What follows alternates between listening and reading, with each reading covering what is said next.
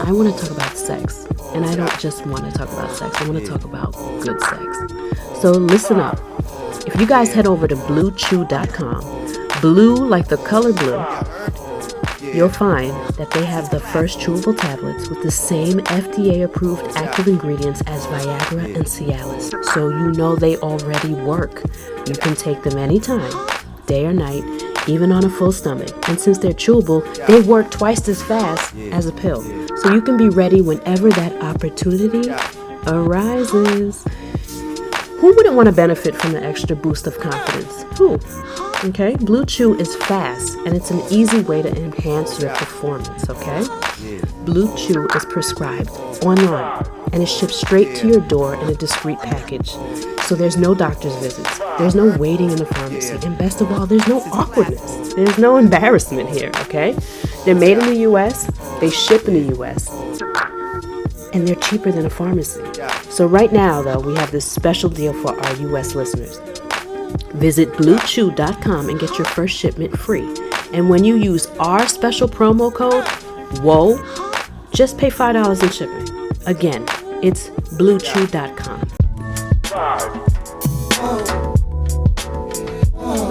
The one thing that I believe would work everywhere is fighting. Because it doesn't matter what color you are, what country you come from, or what language you speak. We're all human beings and fighting's in our DNA, man. We get it and we like it. Hi, I'm Michael Morgan and welcome to this week's episode of the WHOACAST. Joining me as ever, it's Gina. That's right, that's me. I like that. Hey Michael, how you doing? I am back and I'm black. That break, I have to say, the sun was relentless. I spent a week in France, basically the Côte d'Azur, which we also took in, it was myself and my family, we also took in Saint-Tropez as well. But it was nice to actually get away. It was nice to recharge the batteries, and it was nice to experience a bit of culture, a bit of food, and a bit of booze, or drink, as you America would say. Oh, absolutely. You had some booze. Absolutely. You're in France in the sun. I'm sure you had a couple glasses of some wine. And I'm sure you're pretty tan, and I am extremely jealous. I can't wait to go to France. I have to say, if you do get a chance, I know you do like to vacation in Europe, seriously, check out the Côte d'Azur. It was, put it this way, I never thought I was the type of guy to be, all up in architecture and admiring medieval features of buildings. But no, seriously, it was really, really nice. Yeah, we had a car, so you definitely need transport when you're out there. I have to say, all of this was kind of organised by my missus. So, big shout out to her. She basically put up with a lot of rubbish while she was out there. My driving, my snoring. I mean, you name it. That's so sweet, but I'm sure you guys had a great time. So if you are going over there, you definitely need transport. Oh, yeah. But which neatly segues into what's going to be driving this episode. See what I did there? I like it. But you know what? Just before we get into this week's episode, I've got a little bit of a dilemma for you. Well, I suppose it's past now, but I just wondered what you would do. I came back and, there was two things. One, we've got a new Prime Minister now, and I just wanted to ask, a lot of people are saying in the UK that we're the laughing stocks of the world now because we've got Boris Johnson, who a lot of people see as a buffoon running the country. I mean, what is the perception in the States of Boris Johnson actually taking over the premiership? Oh, let's see. Well, from what I'm hearing about Twitter, the people kind of had a lot of about Boris taking the reins. Wasn't he involved in some sort of controversy of some, just to kind of recap here? Well, there's isn't he a ongoing mess? Yeah, put it this way. There's ongoing controversy because in the run-up to the leadership contest, I mean, I think it was always going to be a one-person race because from the get-go, he'd been endorsed, he'd been co-signed by, I would say, the majority of ministers who went on to back him. But he had some kind of like altercation with his girlfriend.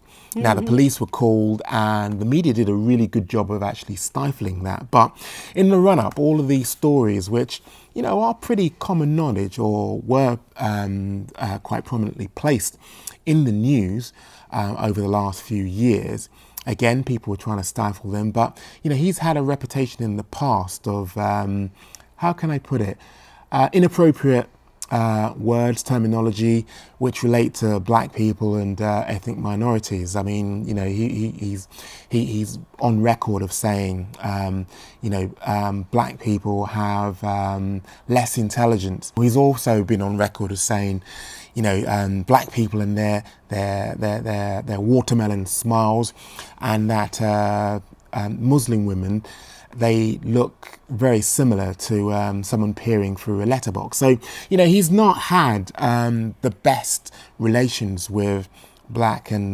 minority ethnic sounds supporters. familiar. Sounds like something going on in the States. You see, that's why I was really keen to get your take on it, because the way that I look at it is, I would have thought that he is not as bad. Don't get me wrong, I'm not by no means, shape or form a Boris endorser, but I would prefer Boris over Trump any day of the week. But I just wondered what you guys thought of him, and if it was a perception that we are like laughing stocks now.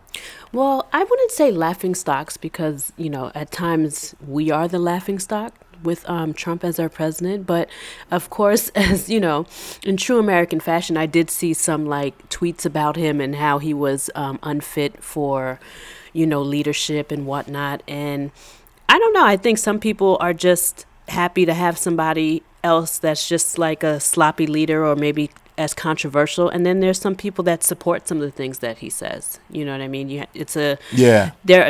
Times are divided right now in the U.S. So there are some people that actually do feel like, you know, they can relate to what Boris is saying. And then there are people that also support Trump, who I don't believe has said things as controversial, but he's always in the media for either saying things that are racist or inappropriate or tweeting new policy without, you know, letting his government know about the new policy.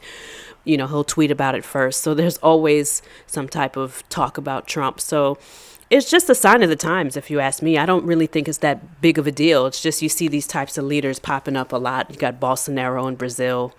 You've got Trump. You're getting a lot of right-wing, almost radical type of presidents and leadership now. So it's really not that big of a controversy. So that's the first thing I wanted your take on. The second thing was, I don't know, maybe it's just me. Maybe I should just be minding my own business. But one of the first things I did when, because it's been pretty hot here, and one of the first things I did when I got back, I was stocking up on water. So I went into the local supermarket, and as soon as I stepped through the door, I thought I'd just have a look down at the drinks aisle, and there was a guy down there, and it was almost as though he didn't care whether I saw or not, but he put a bottle of whiskey straight down his pants.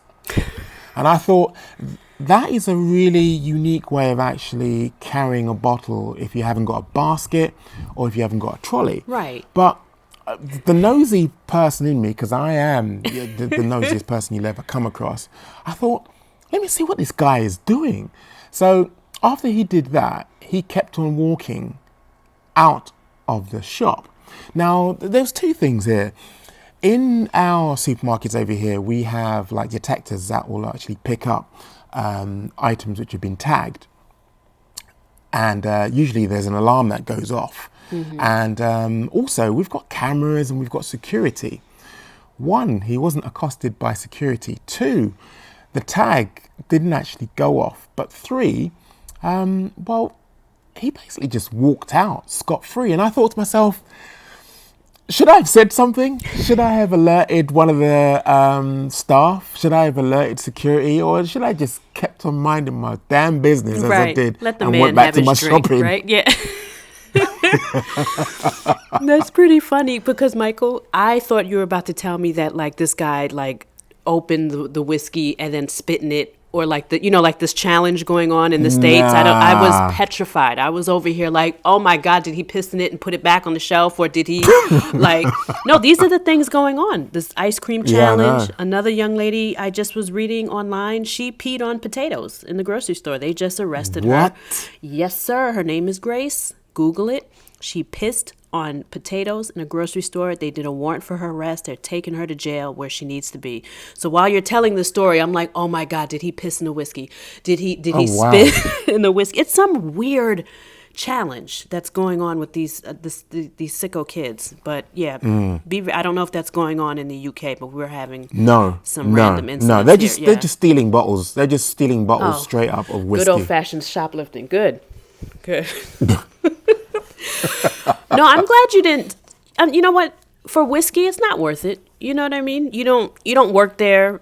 You know what I mean? And it could have been dangerous for you to stop somebody, or to alert security. Let them do their jobs, and then let the man have a drink. It's not like he stole, like some famous or priceless art. Don't worry about it. You did the right thing.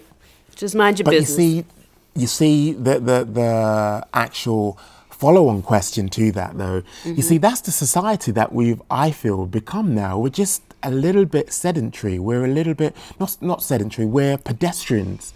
We just watch crime unfolding and don't do anything. And I have to say, in a moment of self-reflection afterwards, I thought, no, you see, that is what's wrong with the world right now. We're just too complacent, and we're letting crime unfold in front of our eyes instead of rolling up our sleeves and getting involved. But here, let me devil's advocate or somewhat contradict you. You come first. You are a father.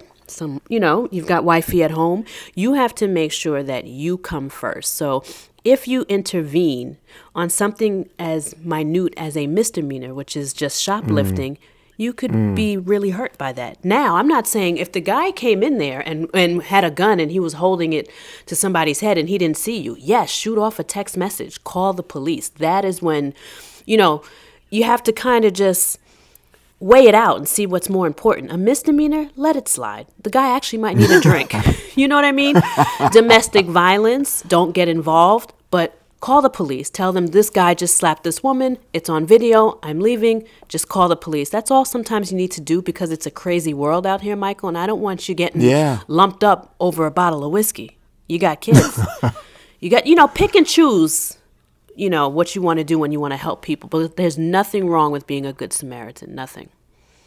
Yeah, no, I hear that. But yeah, like I said, I was just interested in what your take was, and I guess people are more interested in our takes. So getting back to the matter at hand, let's take a quick look back, and I'm going to get my napkin, I'm going to get my knife and my fork, because we're taking a quick look back at Fight Night 155, and in particular the main event where RDA took on Leon Edwards, and I think we all know how that actually panned out.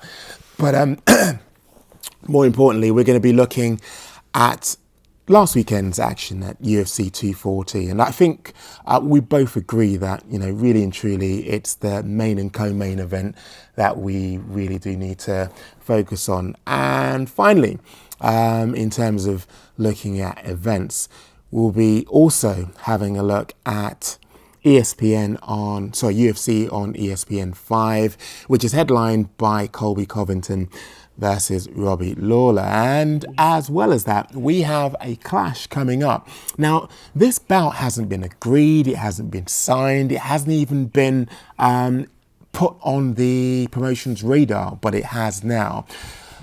Basically, two of the UK's lightweight standouts, namely Kane Musa and Terry Brazier, have gone at each other on Twitter. And in my, troublemaking and always making trouble fashion, I basically reached out to both fighters who have decided to actually air their differences, not that there were any deep differences, but air their differences via the WHOACAST. But before I forget, we have a brand new sponsor on board, Prospect Apparel. Now, Prospect Apparel was established in 2018. They're based in the United Kingdom, and they had this vision of becoming a gym, fitness, street apparel and accessories brand with a difference. The word prospect, as you and I know, is defined as a person regarded as likely to succeed. Prospect Apparel is created on a dream of becoming a prospect in your sport, hobby or passion, and providing you with the apparel and accessories needed to assist you within your progression. Now, this organization, Prospect Apparel, they're brand new sponsors of the WHOACAST and was actually created by childhood friends Nathaniel the Prospect Wood, the professional UFC fighter as you and I know and love.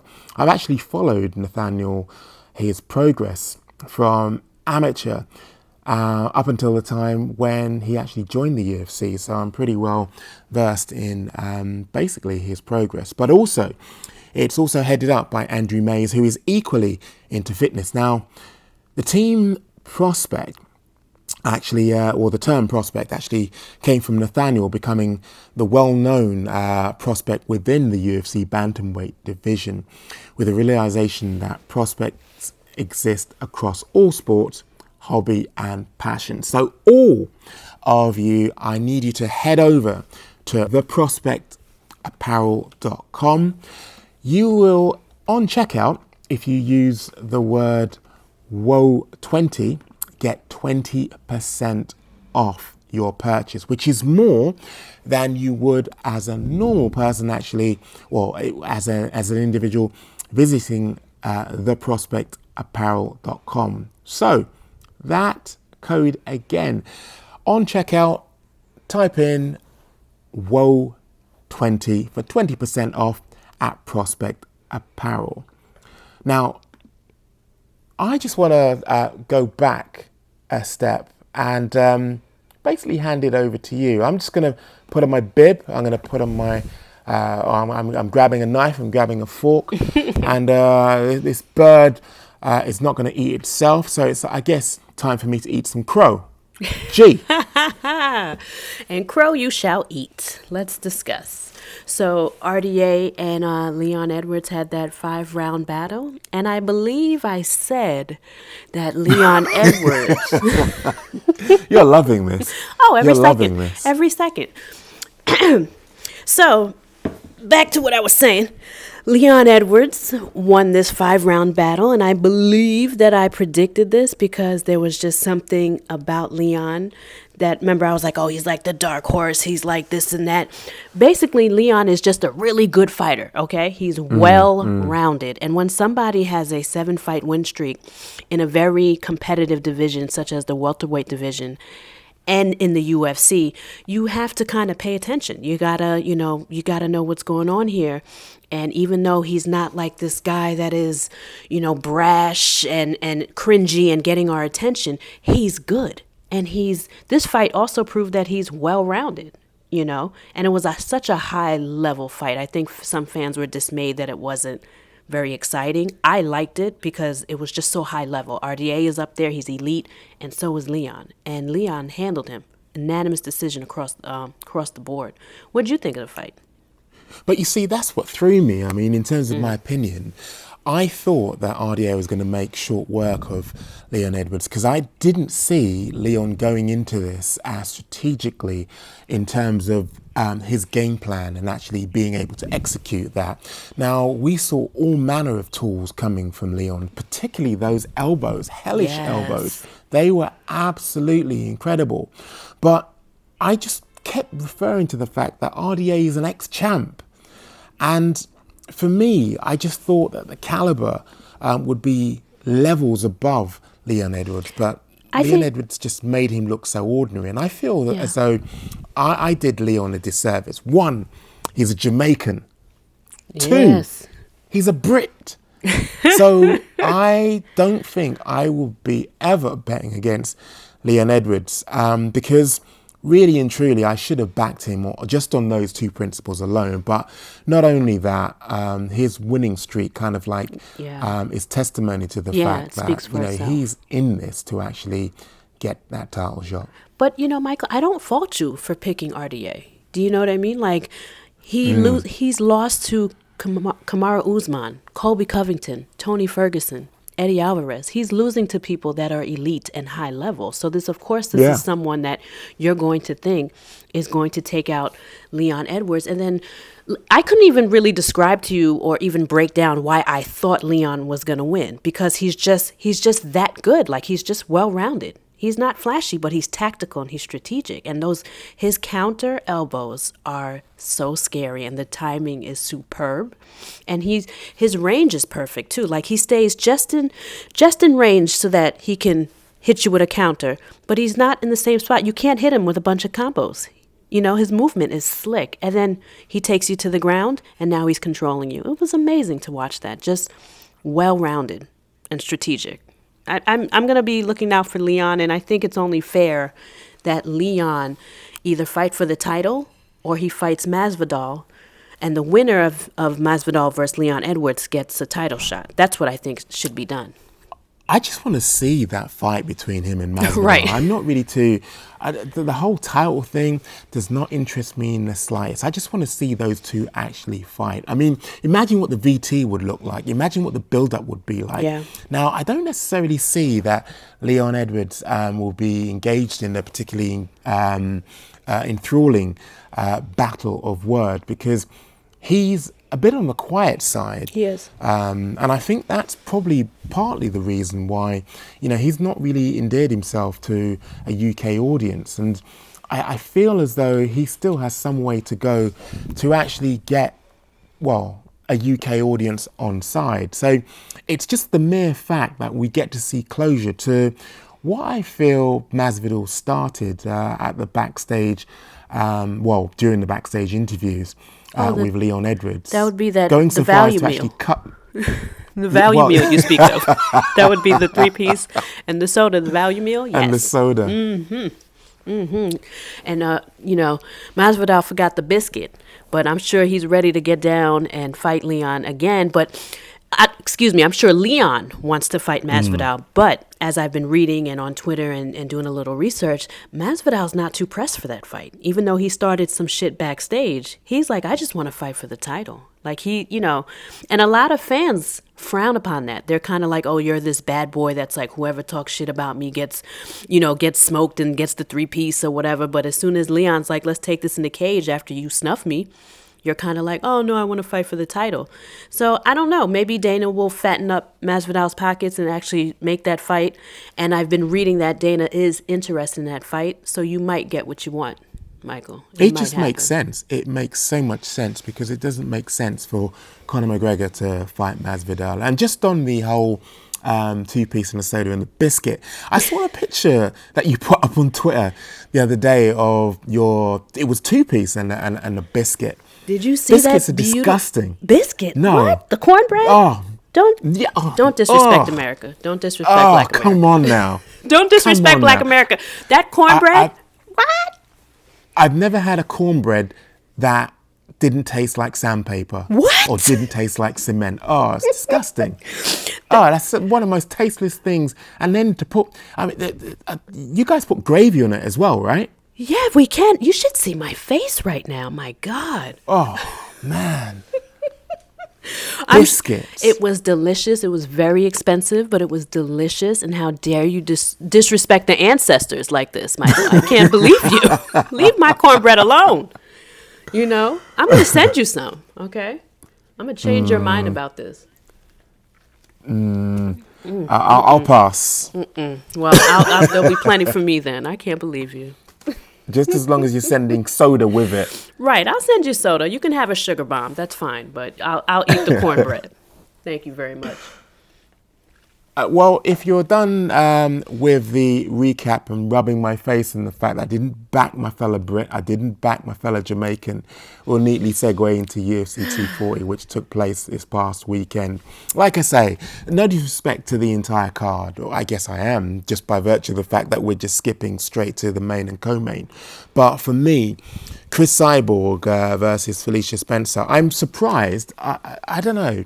Maybe I'm over-egging this, but I'm surprised that that wasn't up for some sort of bonus. That wasn't up for some kind of, well, I hope there was a locker room bonus involved, because Felicia Spencer, I feel, was fearless. Going into that, I feel a lot of people, as you know, in the past have been defeated before they even get to the cage because they're facing Chris Cyborg. I don't know, it was the fact that, you know, she's coming off a loss. I'm not sure if it was the fact that, you know, Amanda Nunes made Chris Cyborg look more human, but Felicia Spencer was having none of the pre-fight psychological mind games, just by virtue of the fact that she was facing Chris Cyborg and, you know, taking it to her in the first and opening up her face with that mighty elbow. Impressive, most impressive.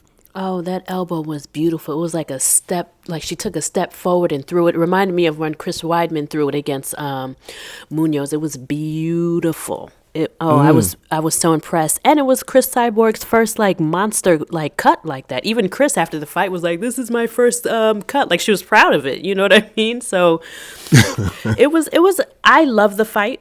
I loved Felicia Spencer's attitude. I think she won a lot more fans in this loss. You know what I mean? Like people just really respect her. They want to see her fight again, and her brand went up. Yeah. Her stock went up. So even though she lost, she won, and they better find her. They better get to recruiting and find more women for her to fight, because, you know, the fans want to see her fight again. I really enjoyed the fight, but you got to give it to Chris for basically dismantling her round by round. I mean, massively. Oh my God, massively. But Felicia hung in there. I mean, considering that, you know, it went to a decision, considering that, you know, she started with gusto and the fact that she opened her up in the first round. I mean, you got to give her a round of applause for that opening. She made a statement with that first round. Do you know what I mean? Like, I'm here to fight. And what I loved most about Felicia was that most people buckle under Cyborg's power. Felicia was eating these shots, and she was even reacting to them. I saw one punch where she looked like she was in pain, but she did not drop. Whenever Chris Cyborg, if you notice, whenever she lands that nice hard shot, everyone falls apart. Tanya Evinger. Yeah. I could go on, even in Strikeforce, and I used to watch her fight in Invicta. It's just that one power shot, and then that's it. They crumble to pieces, they curl up, and she pounds them out. That didn't happen with Felicia. So Chris had to technically fight her, hit her with a bunch of combos, this. It was nice. It was just beautiful. Go ahead, Mike. Mike Tyson famously talks about everyone has a plan everyone has a plan until they're punched in the mouth. Yeah. Now, Felicia Spencer had plan A, plan B, plan C. She was continually eating those shots, but still changing up her game plan, coming forward. Basically, there was no stopping her. She was like some kind of Terminator. The way that she was relentlessly coming forward, that come forward style against Chris Cyborg was always going to land you in hot water. But that seemed to be part of the plan A, plan B, absolutely. plan C. And I love the teep kick when like Cyborg came forward and was landing a bunch of shots. Out of nowhere, Felicia would put that teep kick up and back her up. And I was like, that's how you do it. You don't fall apart. I know she's blasting you right now, but you fight. You know what I mean? And I just love that she did not crumble. You know, and I just can't wait to see her fight again.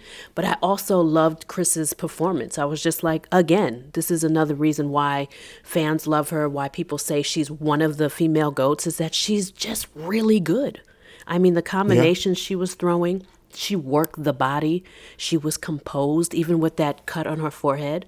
She was composed. It was just beautiful. And you know, I noticed that Joe Rogan was saying that, she looks tired and she has to feed, you know, all the oxygen in her muscles and it's going to be a problem. But her punches went up in volume per round. So she wasn't tired. It was a misconception on Joe's part. I just thought her performance was flawless. And I just cannot, I'm going to say it again. I cannot wait to see Felicia Spencer fight again. I think she's going to be a problem for everyone in that division except for Amanda and Chris. You see, no disrespect to Joe Rogan, but this is one reason why when I'm watching fights, I try and have the volume as low as possible, because it's almost as though Joe Rogan tries to speak things into existence. Yes. He talked about the fact that she was tired, and he just continually referred to the fact that she was tired. And really and truly, personally don't think that she was. Maybe there was something that he could see because he was a lot closer to the action, but on my HD TV, she did not look tired at all. And it's like I say, it's almost as though he does this a lot. Yeah. And again, I'm trying to be, how can I put it? I'm trying to be as polite as I can. But Right. Joe And objective, Rogan, right. You're trying to be sometimes- objective. Yeah. I'm trying to be objective. I think that Joe Rogan sees things that most people watching don't see. Hence the reason why, like I say, I tend to have the volume lower than I normally would when watching other fights where other people are commentating. And you know what's so funny? Someone tweeted me that because I was also voicing the same concerns, like, oh my God, she's not tired. Joe, will you cut it out? Like, chill. And someone was like, I turned down the volume. And those people like you and the person that had tweeted me seem to have a better experience when you can zone out commentary that is just repetitive and biased, because his commentary for some reason was just biased. And I think the same way we fell in love with Felicia, so did he. Yeah. And he's like us. He's a fan. So what happened is that he fell in love with her on the mic and he lost it. And it happens, you know what I mean? But it was definitely biased, and it caused like a shitstorm on Twitter. Some people, I swear to God, they were going to start a GoFundMe for Joe Rogan. I'm like, he's a millionaire. He's okay. Relax. We can criticize him for one fight. He's not leaving. You should have seen the crying on Twitter. Oh, wow. I couldn't believe it. And then I'm like, he's not getting fired for this. No need to protest. There's no justice, no peace needed here. It's okay. Fans can criticize that he's biased. And then the next fight, he'll be great. Everybody relax. Relax. Rogan Lives Matter. Right? I was waiting for the hashtag. I was like, my God, can we just say we didn't like that he was biased? We still love him. It's all right. I wonder whether Joe was off his game, because not once but twice did I hear him refer to this fight being a 5-round fight. Now, he corrected himself on the second go round, but it just made me think maybe he's just off his game, because really and truly, 99.9% of the time, Joe is on point Yeah. in what he's describing. But like I say, he's almost as though he's pushing a narrative that he's decided before He's he sits excited, down. yeah. And that's why it makes me feel, maybe this was one of those days where Joe Rogan I agree. wasn't on point. And he's a huge pothead. You just never know. If he ate an edible, maybe he hit a vape, maybe he's jet lagged. Who knows? He's a human being. He messed up on one fight. It's not like every fight he was just fucking up. It was just one fight. He fell in love with Felicia. So did I. I think she's really cute. And he fell in love with her. And he's a fan like the rest of us. You know what I mean? Like, look, even now, as we're discussing the fight, Chris Cyborg dismantled her technically in every way, shape, or form, but we're still harping on Felicia. It happens. And he's a commentator. You know what I mean? So, and she's new to the UFC. She's got a pretty face. She fought well. It's okay. And I still love Joe, And he didn't do it every fight. It was just this fight. 5 rounds and this, and that. Just one fight he fucked up on. It's all right. I'm ready to forgive him. Again, the volume was low, but I Good didn't for really you. notice anything out of order when he was commentating on Max Holloway versus Frankie Exactly. Edgar. For me, I don't know if you saw this as well, but this fight was very, very similar to Dustin Poirier versus Max Holloway, but it was almost as though Max Holloway was Dustin Poirier and Frankie Edgar was Max Holloway, if that makes sense. In that Max Holloway was gigantic next to Frankie Edgar. Did he not look It was like like- a big brother, Yes. slapping his little brother around. Oh my God. Even when they went to touch gloves in the beginning, when the ref is giving them the rules and touch glove, I was like, he's huge. What is this catch weight? Did I miss something? Like, Yeah. oh my God. And it made me be like, kudos to Frankie for fighting these big motherfuckers and not giving a shit. It made me want to thump my chest. Like, you go ahead in there, Frankie, and you fight these big dudes and fight your heart out. But Max just looked like he was towering over him.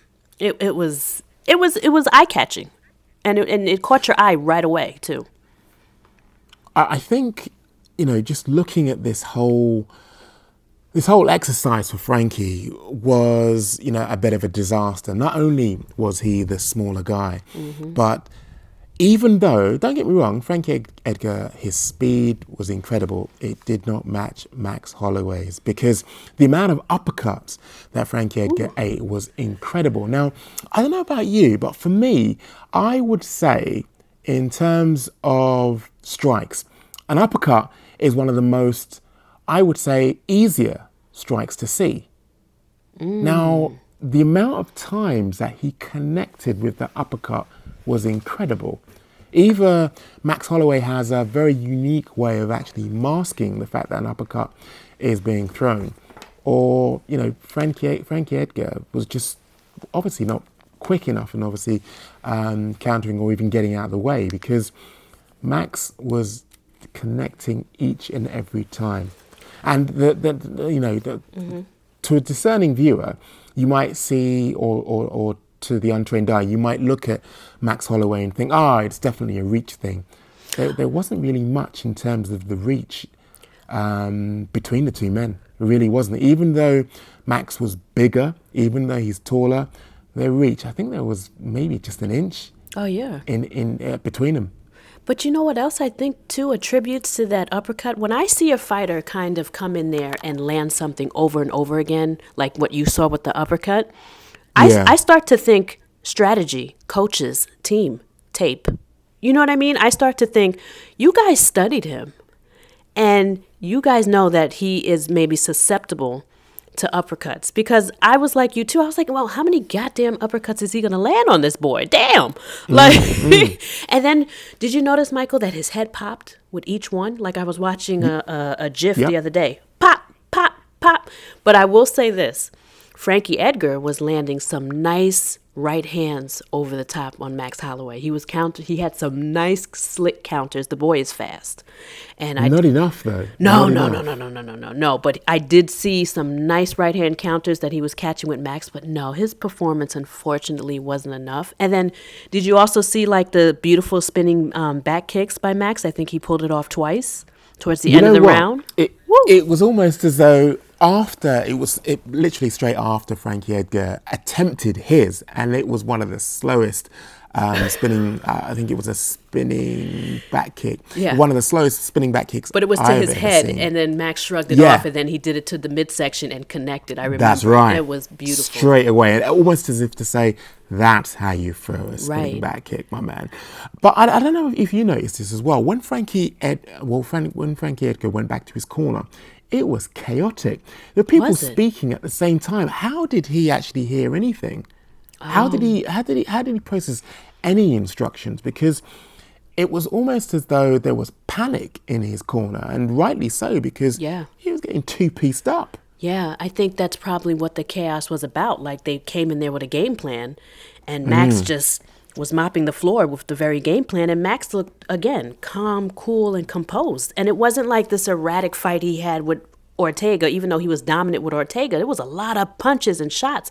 Max was picking his shots and landing them very nicely, and he was shucking off the takedowns that Frankie would go for, and Frankie could only go for single legs. He couldn't do anything else because of the range Max was keeping with Frankie, and he was shucking them off. So he kind of cut down on Frankie's takedown attempts because Frankie could only go for the one single leg takedown. But I have a question for you, Michael, because I found this on Twitter and I wanted to run this past you, and I tweeted about it. I woke up and I saw people like, I think Max went easy on Frankie. Do you think... What? That's what I said. Question answered. Yeah, there were people grumbling on MMA Twitter saying that Max had taken it easy on Frankie because, it's Frankie and he wanted to take it easy on him but wanted to win. And I thought that was one of the most ludicrous things that I've ever heard of in reference to professional fighting. I don't think any of these fighters take it easy on anybody. And 100%. Right? And I also think that, I don't know if you heard this, but in the press conference, Max distinctly said that he wanted to take this 5 rounds because everyone had talked shit like, he's not going to last with Frankie, the cardio machine. So he purposely went 5 rounds with him to be like, no, I can keep up with this fast little dude. But again, do you think he went easy or he just fought differently? I would say the bad intentions Max is famous for. It was still there. But what was there was a different level of respect, because it's kind of evident the way in which, I'm not sure if you noticed this, but almost at the end of each round, Max was, trying to kind of shake hands, and Frankie Edgar was having none of it. And he was almost as though he was trying to show him respect. Yeah, good round at almost every single juncture. And again, Frankie wasn't having any of it. But also, when the final bell went, or when the final bell went, and Joe Rogan was inviting Max to come on the mic, Max said, no, let Frankie go first. And okay, that didn't actually come off, but there was definitely ultimate respect being shown, but definite venom still in those punches, those strikes. Right. So basically, when it came down to the fight, Max handled business, but he did ultimately 100%. show respect at the end of the round and end of the fight. Yeah, I totally agree. I thought it was interesting to discuss on MMA Twitter because, I respect people's opinions. So I thought it was pretty interesting that people thought that. And I also thought that it just means you think very highly of Max. I thought it was kind of cute if you think someone just like takes it easy on somebody and you're comparing the Ortega fight to Frankie. And it's a little bit, you're not really thinking very highly of Frankie either. Max had to kind of be tactical with him, Yeah. So and I think as well, what I'm learning, what I'm learning more and more, not that I like it, but when you have two competitors, they don't necessarily have to be going at each other's throat 100% of the time, which neatly segues into our clash this week between Terry Brazier and Kane Musa. How you doing, fellas? Let's go. You know we are. We haven't lost you, have we, Terry? No, I'm here. Yo, Terry. Yeah. I'm good. I'm polishing my belts. Good. Keep them shiny, lad. Now, I have to say, this fight has actually captured the imagination of those people who chimed in after, I have to say, a pretty hearty call out on Twitter from Kane the Danger Musa. First of all, over to you, Kane. What was the inspiration behind that tweet? Why Terry the Dominator Brazier? Well, look, there's already been let's not forget. There's already been interest shown from Terry himself to fight me, but that's when I was with another promotion. Obviously, as soon as I came over to the big show to Bellator, got myself in great shape. Got my win on there, and then obviously, you look at the roster and you look at what fights make sense, and you look at what type of fights you want to be in. And for me, I've identified Terry as somebody that I'd want to fight, someone that I feel can bring it in a fight. But obviously, me being me, I'm confident I'll get the job done. So, I seen Terry calling out a few people as well. My name wasn't in the mix, so I thought, you know what?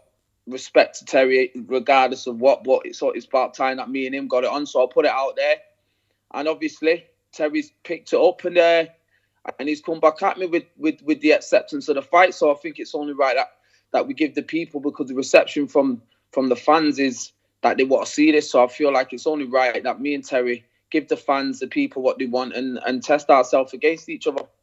So, Terry, over to you. I mean, when you saw this call out, did you see it as like a level of disrespect, considering that, really and truly, in the matchmaking scheme of things, I'm guessing that, paperwork was being filled out for you in terms of a list of possible opponents. Now, from left field comes Kane Musa in a very, I have to say, respectful way, considering, we know Kane's, what's the word I'm looking for, forthright way in which he actually approaches opponents and the way he actually calls people out. I would say it was fairly respectful. But what was your first reaction when you actually saw that tweet, when you actually got linked into all of that?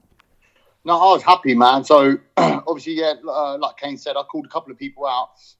One of them being that Ginger Bollocks that dropped out the last fight because of some bullshit injury. We all go into fights with injuries. But, for whatever reason, his ass fell out and dropped out. So, I've been told I'm not fighting till November. So, I wanted to be relevant and get my name out there. So, I started calling out the names of the people that are supposed to fight that dropped out in the last camp, and I was more than happy for Kane to pop up. I know Kane. In and out the cage, he brings it. He's a proper fighter. He's a gentleman. He's a family man. Do you know what I mean? And he's doing the business. He's doing what he needs to do. The reality is, I'm the best lightweight in Europe. Kane's trying to prove himself and fancies himself against me, and he's asked to fight. He wants to fight me. So I don't take any disrespect from that whatsoever. And the reason I accepted it and was happy to accept it, I know he's going to bring it. I know he ain't going to drop out with some bullshit excuse. And it's a fan pleaser. People want to see that. As two fighters, we ain't no athletes. The reality is, a lot of the people out there, they're athletes. And you put it on them, or they get an injury in fight camp and they drop out because they're not feeling 100%. I know Kane's not like that. Kane's from the street, and so am I. Like, this is how we got brought up. We got brought up fighting, and whether we got fucking broken legs or fucking fractured hands, we're going to get in there and we're going to throw down and we're going to give a crowd pleaser, and no one can say no against that. Do you know what I mean? Whether it's in Manchester or it's in London, it is going to be a crowd pleaser. It's going to pull in the numbers. People are going to tune in to watch that fight. So me and Kane know each other. We've got mutual friends. Listen, our cornermen are going to know each other. They're going to be cornering against each other. But the reality is, it's a job, it's a business, and this is what we do. He's providing for his 3 boys. I'm providing for my 3 kids, and this is what we do. We're going to go there. We're going to make it the biggest fight of the year. We're going to throw down. It's not going to be disappointing. So, in terms of respect or disrespect, I've only got respect for Kane, and I'm happy for him to call me out, and I'm happy to get it on, and it's going to be a good fight. So, Kane, when you hear that, I mean, it's what's the word I'm looking for?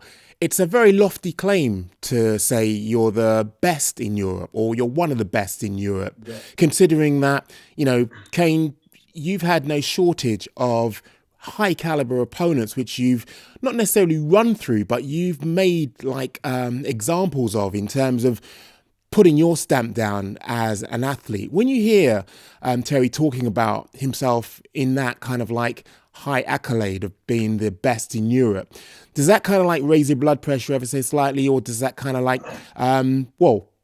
enable you to rise to the challenge somewhat? For me, it's just I look at it like this, like Terry's already said. Look, there's no me and Terry sitting there making out like we're worst enemies. So that'll just be it. It won't be us being real to ourselves and to the fans. And in this situation, it's just basically two guys who want to have a scrap, that love fighting, that want to get in there and get the job done. So at the end of the day, it is what it is. Look, we called each other out. Well, I called him out. He accepted. But in this situation, I just feel like, every fighter's got to be confident within themselves. Do I feel like Terry's the best or one of the best in Europe?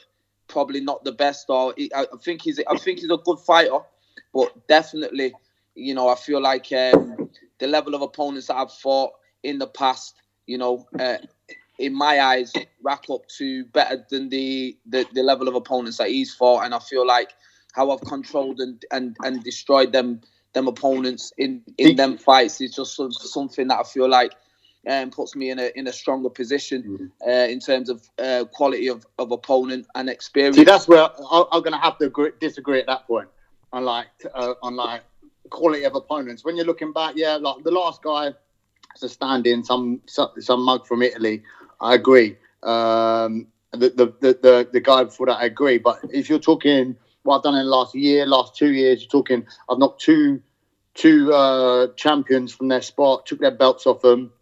And the thing is with me, I don't look good doing it. I don't look classy, and I don't look like an athlete, but I get it done. And listen, I don't doubt that. I don't doubt that. But what I'm trying to say to you is, if I look at you you see Reece McKee, I don't think he's got any.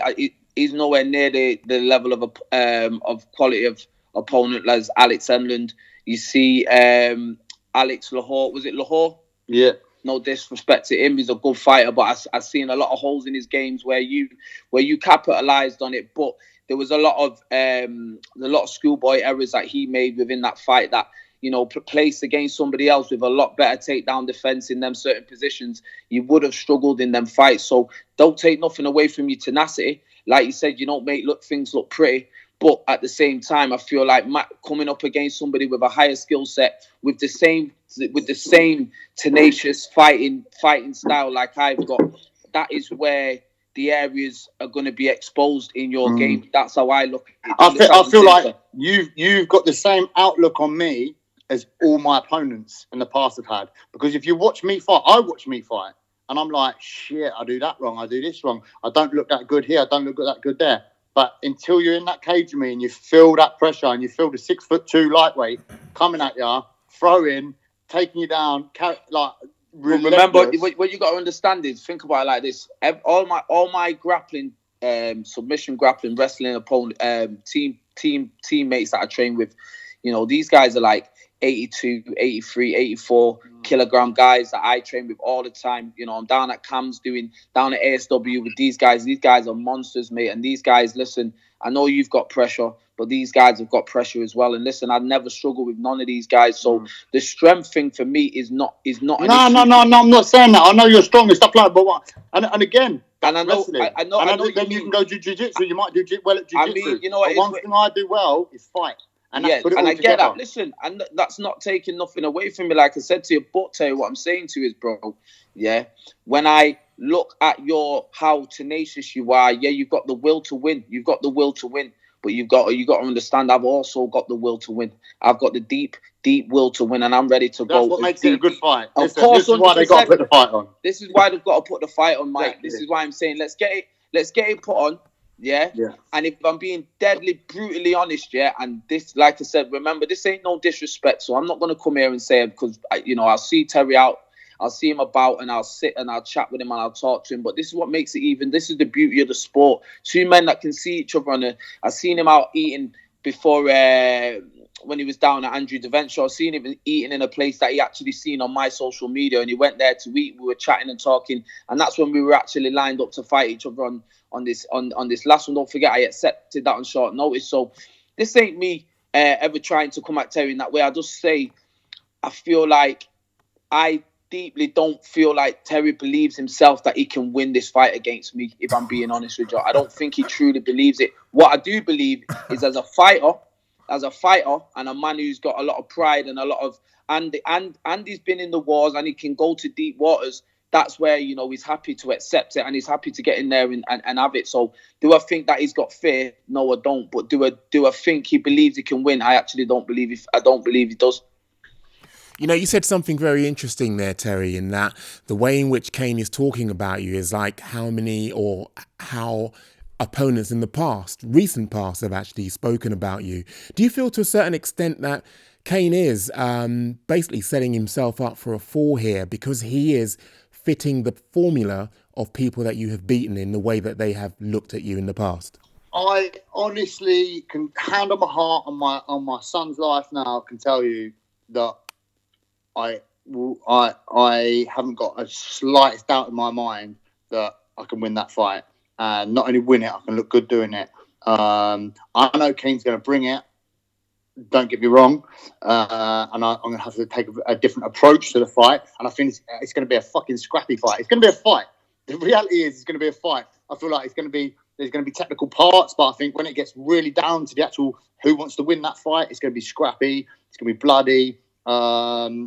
And it's going to be reckless. I feel like we're probably both emotional fighters when it comes down to it because we're both going to want the win. But I just think my pedigree, who I am as a person, my heart, my skill set, there's not one fight you can tell me that I've fought in that I've come back and looked the same as the previous fight. Not one.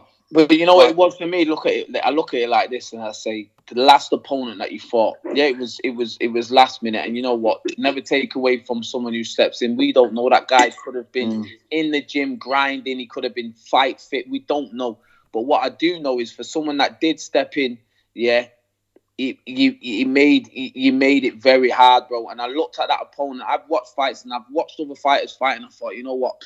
That would have been an hard fight for me. Like, that would have been a proper hard fight. But when I looked at your last opponent, I was looking, thinking, you know what, mate? This kid wouldn't have got out of the second round with me. And that's the honest. But then, do you know what? Like I said, people watch me fight and they see that. and if you also if you listen to the fight, I don't know if you can hear my cornerman. There's a lot of take your time, don't rush it, don't do this. I could have got that toe hold, I didn't want to. I got told not to burn my arms. I got told to let go of it. Like that fight for me, and like you know Eric, my coach. That fight for me was all about not rushing. So if you watch my early fights, I get them all done in the first round. I rush, but that can only take you so far because one day you're going to do that and you're going to come across someone that can weather that first round. Then you've blown your load in the first round. So then in recent fights, I've gone the distance and stuff like that. That's because I've been told to long the fight out, not rush, take my time. And the same in the last fight. So I was trying to, I don't know whether, but you know, you're not stupid. You see the fight, but you can see I was working a lot more on my striking. So they didn't want me to just take this guy down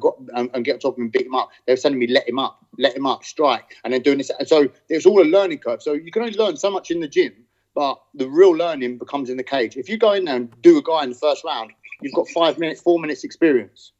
Yeah, doing what you've been learning. So in that fight, I took it to the third round. I won the first 2 rounds, probably 10-8, 10-7 possibly, and then tapped him out in the third round. Yeah, but what I'm saying to you, if you think about it, when I'm looking at you fighting over thinking, I can't really see no evolution in your skill set. What I can see is man, you're blind, Kane. Nah, you're what I'm saying man. is, listen, I've got to be honest. Even in the striking. You're blind. Now, I'm being real. I'm just being real. If I look at it from a striking perspective, I don't think your striking's improved anything major. I don't think you've actually been working with anyone serious. The striking coaches that you're working with, I don't know if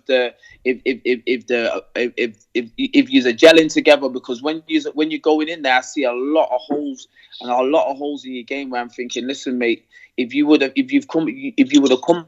But listen, against everyone sees them one holes. second. You know what happens? They fall in it. Yeah, well, that's they true. Fall in that hole. I don't forget. Remember, if they fall into the hole and it comes into where your strength lies, I can deal with that. I can deal with how tenacious and how strong and how much you're going to try and grind. That's light work for me.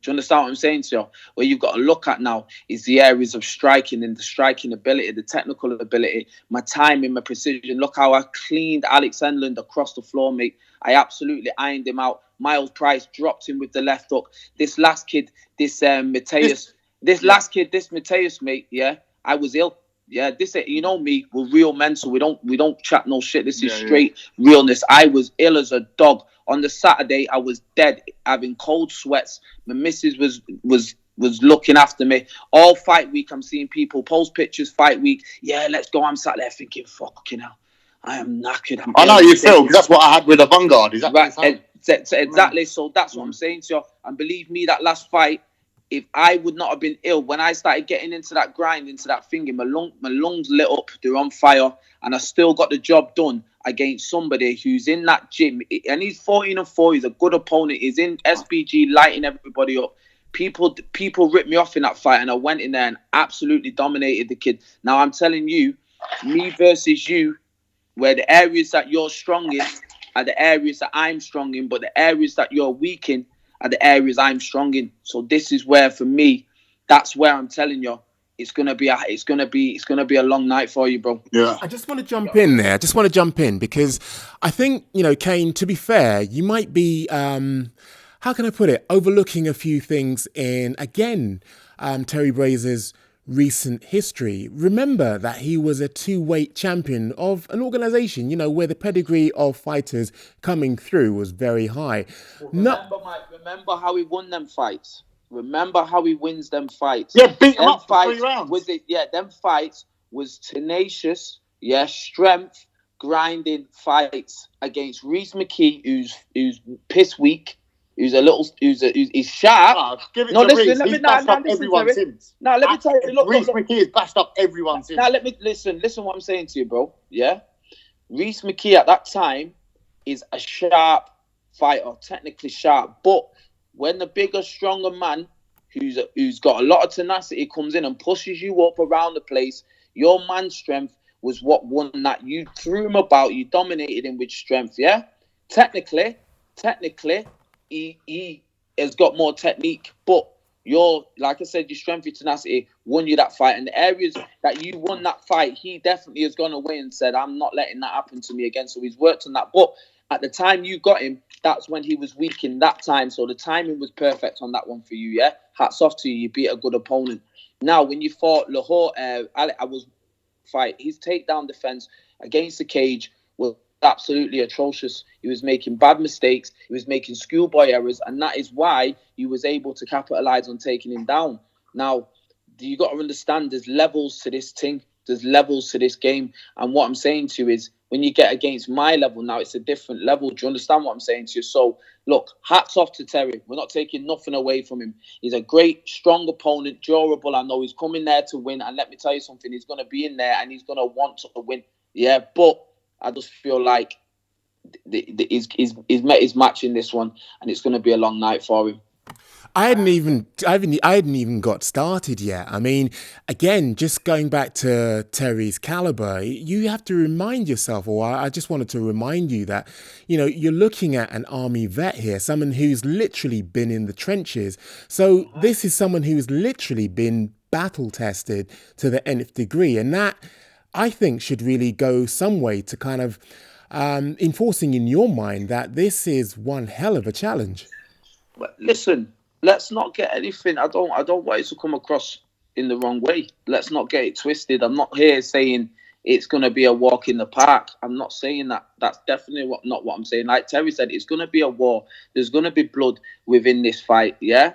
But at the end of the day, when push comes to shove and it comes down to all of the attributes thrown in a pot, Kane comes out as the winner. Because, like you said, he's been to the trenches, yeah?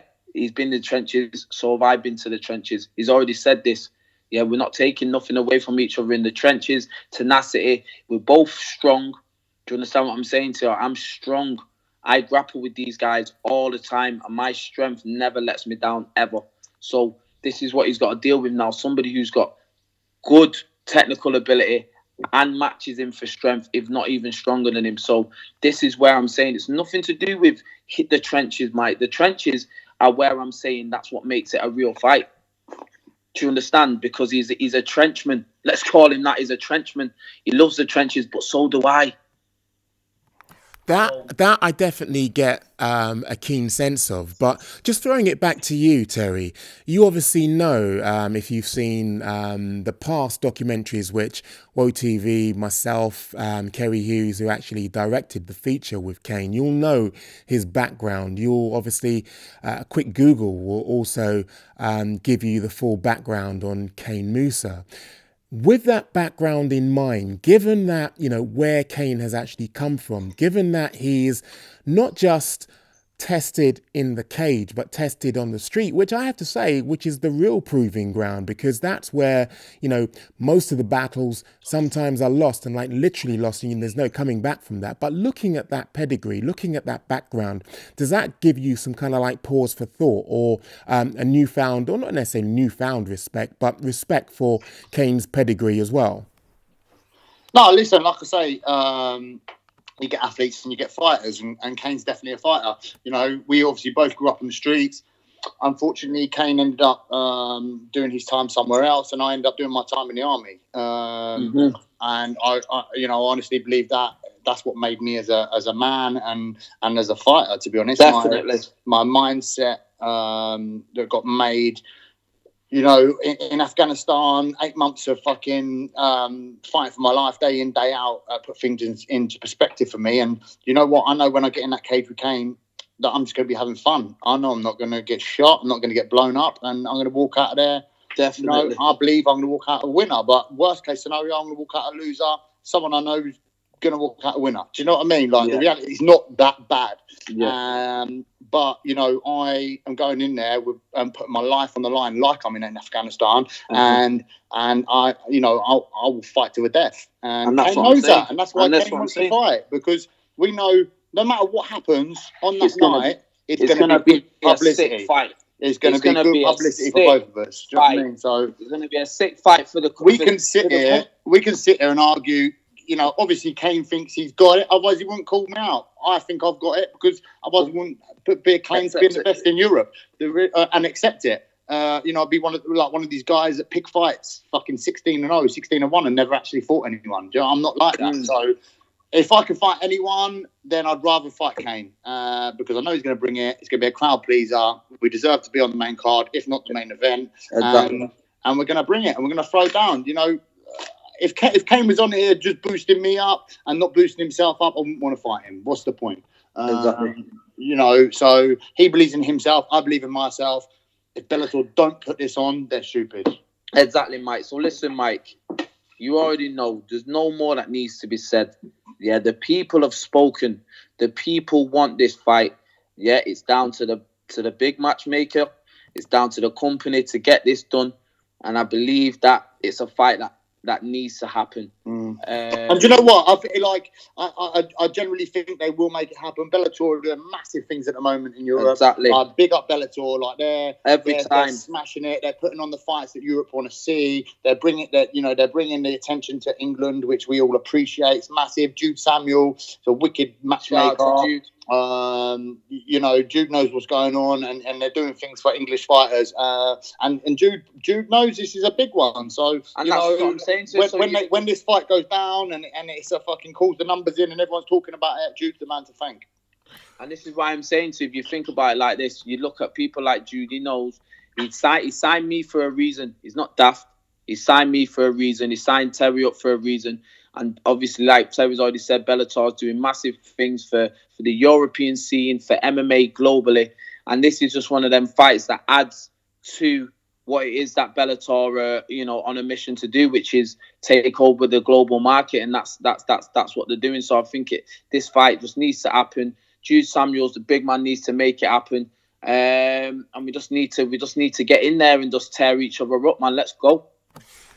Terry Brazier, Kane Musa, you have been absolutely incredible. This has been one of the highlights, I would say, of my podcasting in the years that I've been doing this. You are consummate professionals, but not only that, you have convinced me. I know, no doubt you've convinced those listening, and hopefully soon Bellator will be also convinced that this is the fight to make. Too many people come on here and they try and pretend that it should be a good fight. They try and pretend that they're the big men. The reality is, me and Kane ain't got to shout at each other. We ain't got to be rude to each other. We both know we're going to bring it. Everyone else knows we're going to bring it. So let's fucking put it on. Let's make it happen. Yeah. Incredible. Well, thank you, gentlemen. That draws to a close our little head-to-head there. I just wanted to thank you for bringing professionalism, not just professionalism, but the tenacity and, as I say, showmanship, which again underlines the fact that this fight has to happen. Thank you, gents. I'm not sure if you got the vibe from that, G, but there was definite respect being shown, even though there was dogged determination from each man that, they would be the victor. Obviously, you're not going into a fight thinking you're going to lose, but there was definitely ultimate respect being shown. But ultimately, each man, I think, argued his point as to why he was going to be the superior opponent. One of the things which I liked about this is there hasn't been anything actually confirmed from Bellator, but from what Michael Page has actually been saying recently in recent interviews, it looks like Bellator's coming back to the UK, specifically London, in November. Nice. So the fact that these guys actually took to Twitter to say, look, I'm not going to wait to be matched because there are opponents out there which would be good for me in terms of scalps taken. I think that shows initiative, and I think that shows that these people are hungry to test themselves. I think in terms of their pedigree, in terms of their opponents which they have both faced, I think they are definitely in a situation where this could be fight of the night. Now, considering we haven't even seen any indication of what the card will look like, I think that's a bold statement. But the fact is, these are two formidable competitors. But I just like the whole way in which they actually went about this. Yeah. Respect underpinned it, but that didn't stop them from actually going into detail of how they were going to actually dismantle each other. I thought it was fantastic. I really enjoyed that. Yeah, I did, from what I did catch, I did notice that there was respect for each other. Unlike your last interview where kind of the fighters kind of went balls in and just went ham. that was some TMZ shit. I was like, wow. But this was more like, okay, you want to fight me, I want to fight you, and let's see who's the better fighter. And you know what I mean? And Terry also was like, I respect the fact you're trying to make a name off of me. You're trying to come up on me, and let's see who's gonna win. And I think they're and Michael, why wouldn't they put that on? If Bellator is coming to London, why wouldn't you put two guys? One is from Manchester and one is from London, I believe, if I'm not mistaken. Why wouldn't you put that on that card? That doesn't make any sense. And they're hungry and thirsty to fight each other. If whoever does the matchmaking needs to hook this up right away. Oh, 100%. And they're well matched too. One of the intriguing things about that particular matchup, or the fact that, hopefully, Bellator do buy it. Hopefully they do actually sign this up. You've got one guy who was literally in the trenches as a soldier, versus another street soldier, who was literally living life on the on one big hustle on the street. Okay, he got caught, he got tagged, he got incarcerated, but you're looking at two men who, figuratively speaking and literally speaking, have been in the trenches. I can't wait for this fight to actually unfold. Yeah. It's going to be absolutely incredible. Yeah, what you're saying is that they can sell this, because who doesn't like a story where a young man gets locked up, has a interesting past, gets out of that situation, gets out of jail, and does something with himself. This is what we ask of all people that get locked up in society to do, to come back rehabilitated and do something with yourself and come back to society. Exactly. And that's what he's done. And then you got the vet.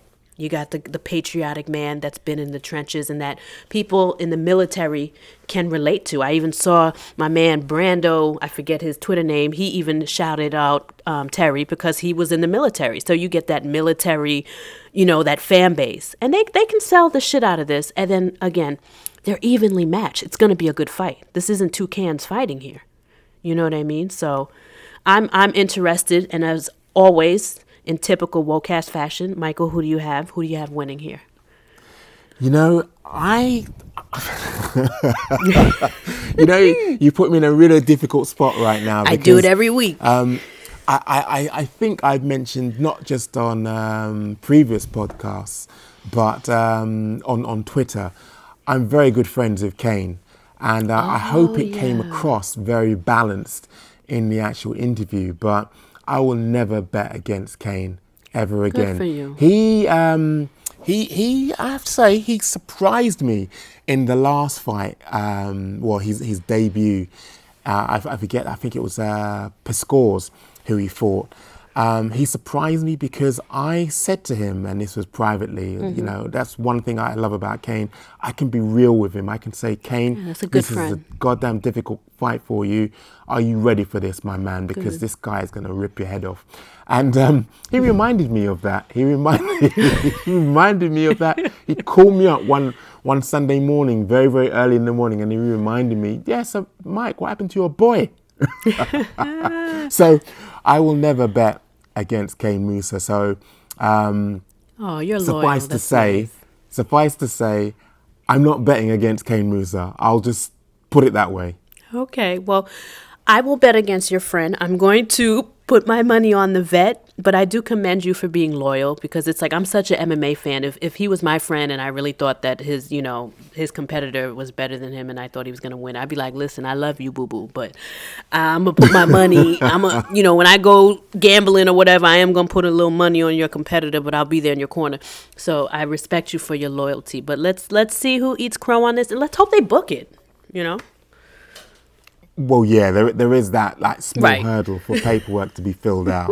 Contract.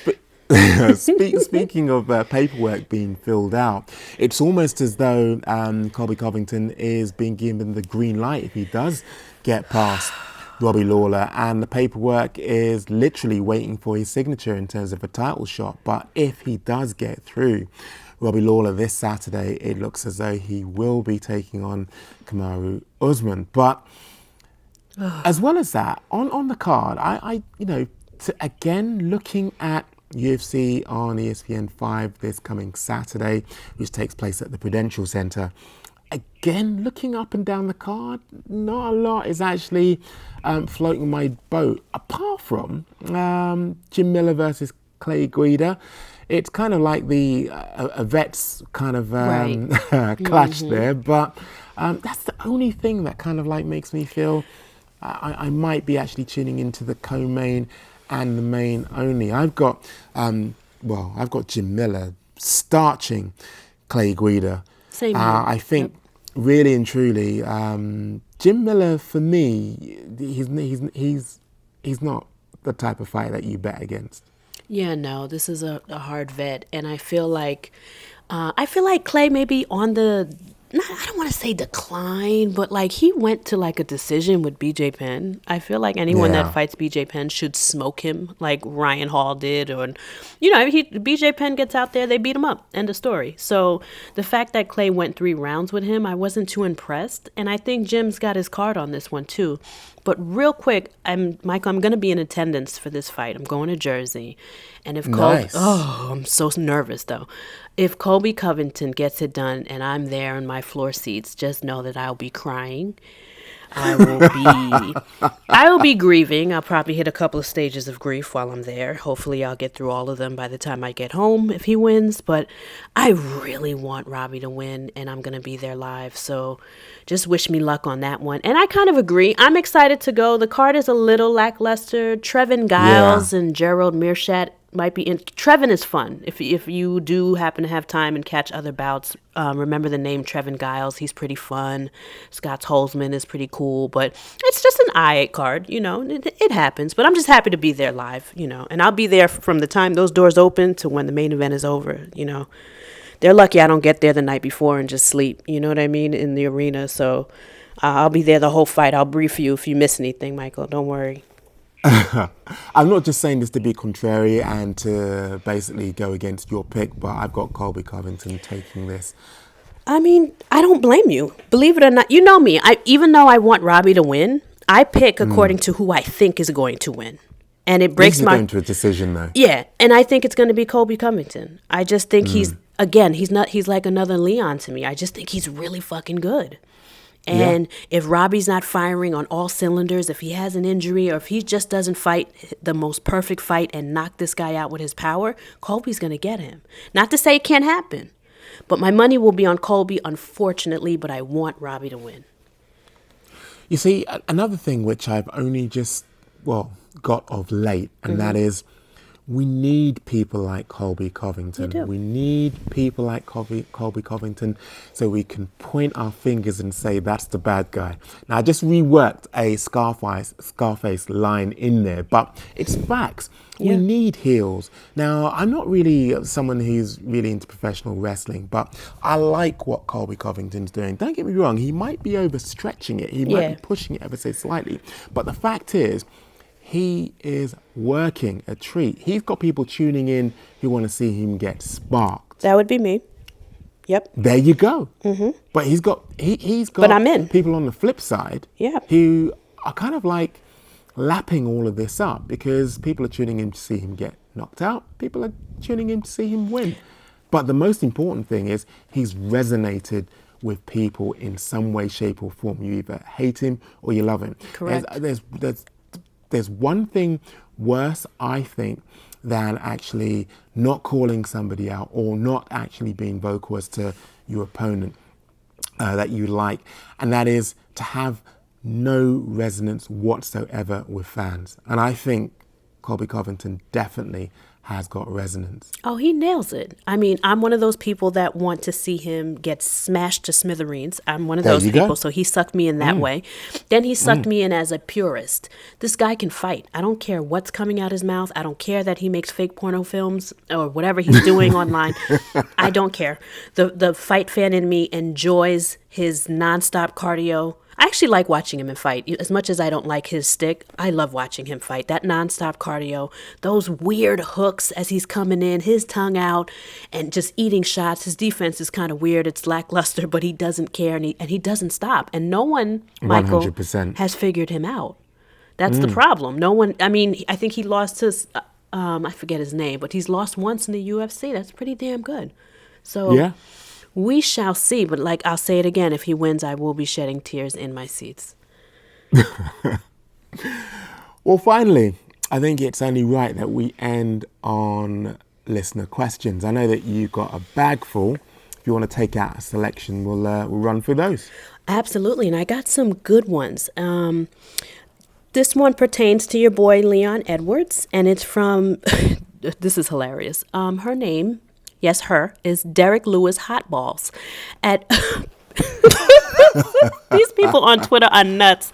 At Pixie Dust 26. Little side note about Pixie Dust 26. This is a woman that is also battling cancer. She's a great follow, and she's winning that battle as of right now. So if you guys want to follow her, right? She's great, and she's also a polite debater on Twitter. She's great. PIXIEDUST 26. Follow this young lady. She's the shit. Here's her question. Okay. Why do you think so many Brits are failing to get behind our own Leon Edwards? He got booed on home turf, which was crazy to see. We normally get behind our lads, Bisping, Manawa, and Till. What's going on with Leon? What do you think, Mike? When you mention those three, it goes back to what I said earlier in that with Bisping, vocal, engaging, man has a podcast, he has reach, he has traction. There you go. Manua, exactly the same. I worked quite extensively with Jimmy at the beginning of his UFC run, creating content around Jimmy Manua. So we did a lot of mini documentaries. People got to know him. But not only that, we also created the Poster Boy Show, and that was his podcast, which I produced, directed, and co-hosted with him.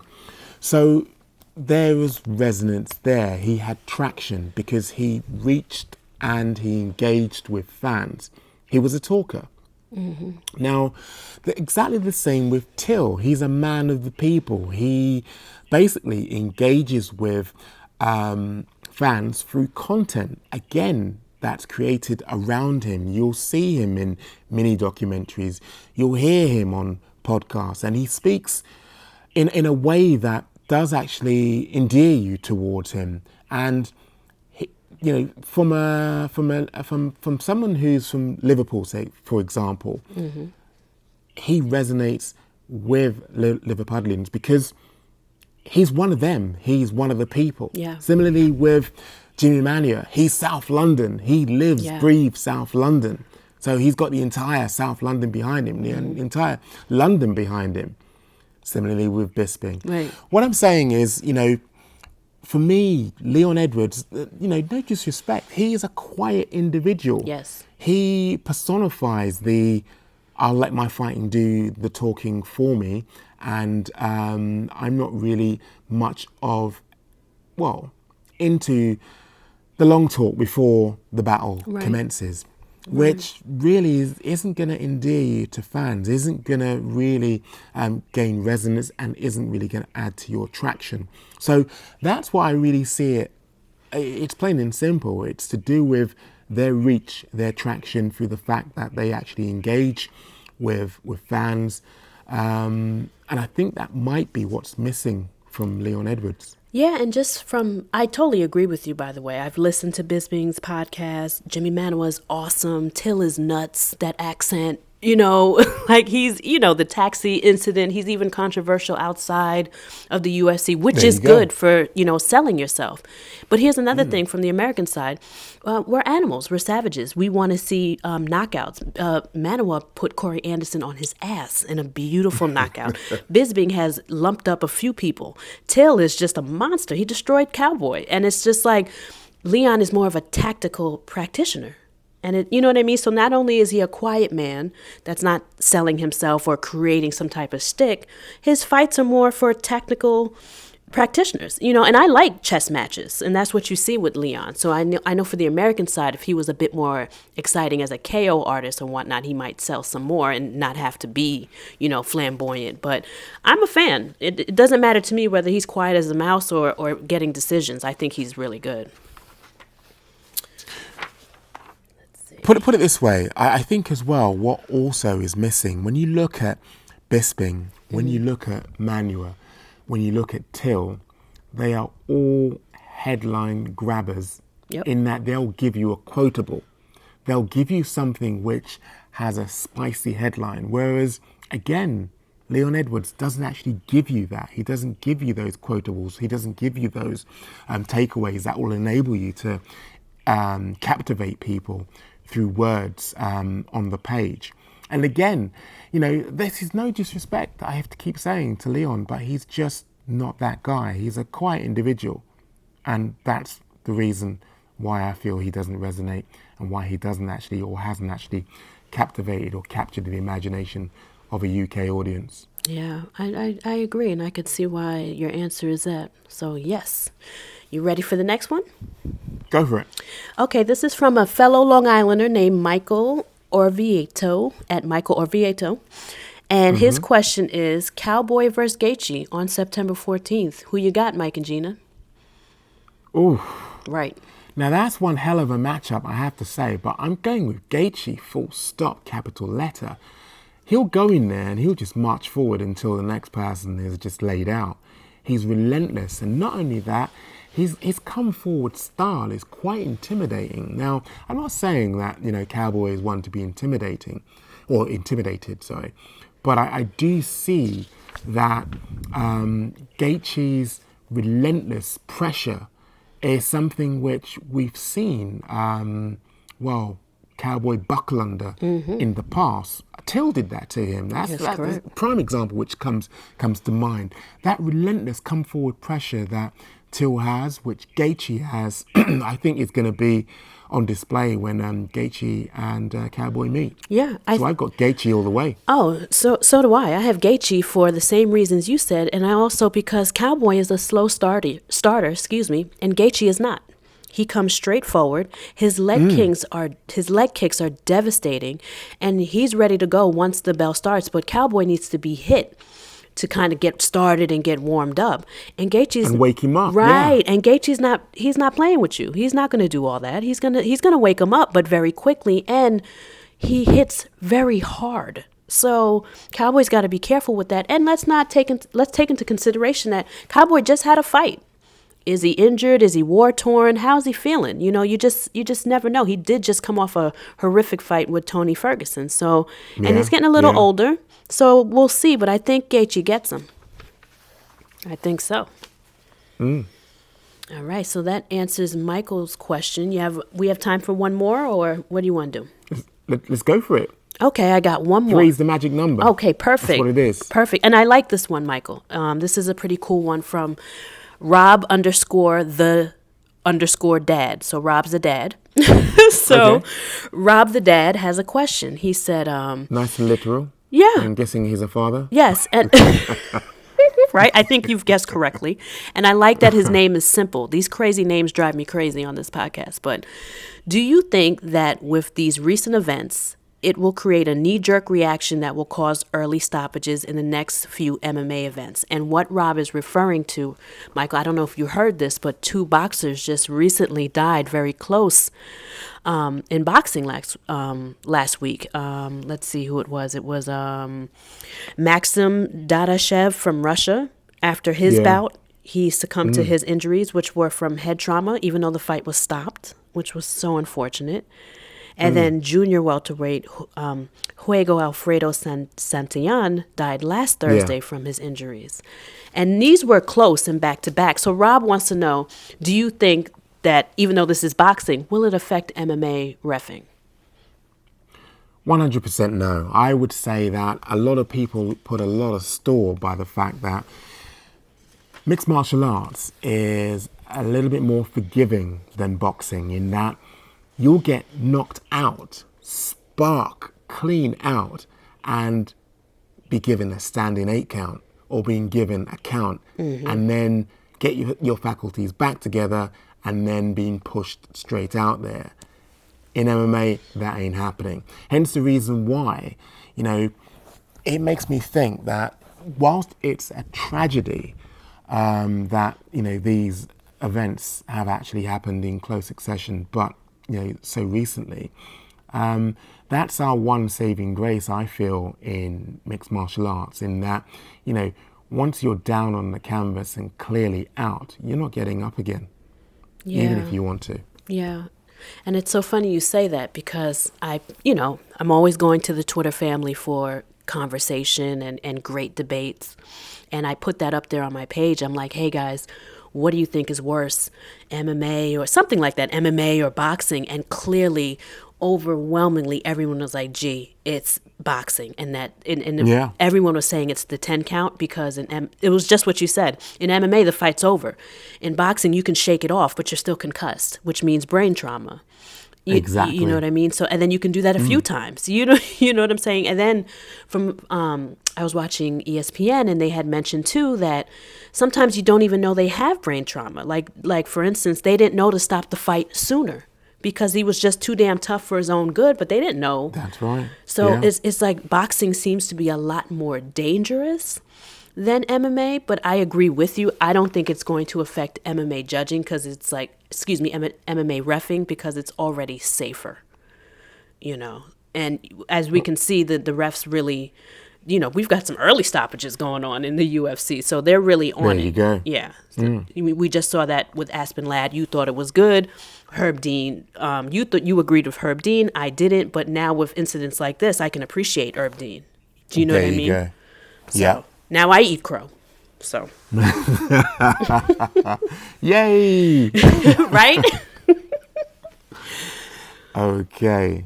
Well, that about wraps up this episode of the WHOACAST. Make sure you head over to WHOATV.com and check out our merchandise. Get your hoodies, get your caps, get your baby bibs, whatever floats your boat.